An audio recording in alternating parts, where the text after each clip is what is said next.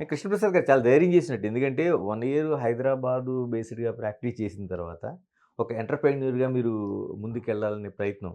అంటే అప్పటికే నీలోఫర్ లాంటి ఒక గవర్నమెంట్ హాస్పిటల్ మనకి హైదరాబాద్‌లో ఉంది. తర్వాత మిగతా ప్రైవేట్ సెక్టర్ కూడా అవును. ఆహ్, చిల్డ్రన్స్ హాస్పిటల్స్ బాగా వచ్చున్నాయి మనకి కొన్ని. అవును. ఆహ్, ఎలా అంత అంత కాన్ఫిడెన్స్ ఎలా కుదిరింది అసలు ఫస్ట్? అదే అండి. బేసికల్లీ మనకి నీలోఫర్ హాస్పిటల్ అందరికీ ఫేమస్. సౌత్ ఇండియాలోనే చాలా ఫేమస్. అవును. నీలోఫర్ చిల్డ్రన్స్ హాస్పిటల్ అంటే ఎక్కడెక్కడి నుంచో వస్తారు బేబీస్. హ్మ్. అది మనకి గవర్నమెంట్ సెక్టార్‌లో ఉంది. ప్రైవేట్ సెక్టార్‌లో కూడా మీరన్నట్లు మల్టిపుల్ హాస్పిటల్స్ ఉన్నాయి. మనకి పిల్లలకి సంబంధించి చూసుకోవటానికి. కానీ మనం ఏ ఉద్దేశంతో పెట్టామంటే అండి, అదే సూపర్ స్పెషాలిటీ సర్వీసెస్ ఇవ్వాలి. మళ్ళా మనకి జనానికి అందుబాటులో ఉండే రేట్లతో పెట్టి ఓకే. మనము నడపాలనే ఉద్దేశంతోనే పెట్టాము. దేవుడి దయ వల్ల అలా చేయగలిగాము. మళ్ళా అది మనం సక్సెస్ ప్రూవ్ చేయగలిగామండి. సో, మీరన్నట్లు ఆ డెసిషన్ అంత ఈజీ గాదు. కాదు. ఫ్యామిలీ అయినా, ఫ్రెండ్స్ అయినా గానీ, మంచి జాబ్ వదిలేసుకొని ఎందుకొస్తున్నావు అని అనేవాళ్ళుంటారు. మళ్ళా జాబ్ జేసుకోవచ్చు కదా! మనకి అవసరం అనేవాళ్ళుంటారు. కానీ ఏదో ఒకటి చెయ్యాలి, ఈ విధంగా చెయ్యాలి.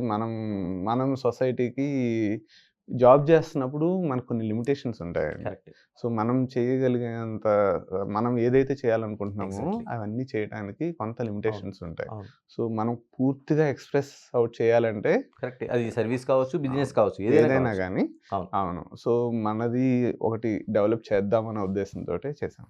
ఓకే. ఇలాగ ఫ్యామిలీ కోసం చెప్పిన ఎలాగో మీ మిసెస్ డాక్టర్ అని చెప్పారు. అవును. మా మిసెస్ డెంటిస్ట్ అండి. డెంటిస్ట్. హౌస్ వైఫ్ లానే ఉంటున్నారు. ఇప్పుడేం ప్రాక్టీస్ చేయటం లేదు. హ్మ్. అంతకుముందు చేసేవాళ్ళు. ఇప్పుడు చేయటం లేదు.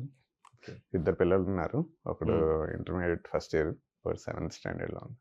ఎలాగ ఫ్యూచర్ ఏం ఆలోచిస్తున్నారు? ఎందుకంటే చాలామంది ఇప్పుడు మీరెలాగా హాస్పిటల్స్ విస్తరణ జరుగుతుంది. పిల్లల్లో కూడా డాక్టర్‌లొచ్చే అవకాశం ఉందా?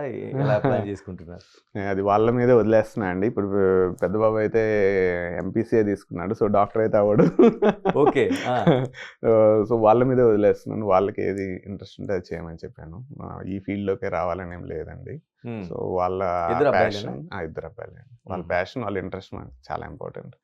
ఓకే. రేపొద్దున ఇది తీసుకొని నాకు నచ్చని ఫీల్డ్‌లో నన్ను ప్రైయరైజ్ చేసి ఇరికించారు అనకూడదు వాళ్ళు. అది ఇంపార్టెంట్ మనకి. అంటే మీరు ఇంత ప్యాషన్‌తో తీసుకెళ్ళిన ఒక ఆర్గనైజేషన్‌ని కొనసాగింపు ఉండాలి గదా! అంటే అది చాలా వరకు అటువంటి ఆర్గనైజేషన్స్ బ్లడ్ రిలేషన్ అయితేనే కూడా అది నడిపించగలుగుతారు.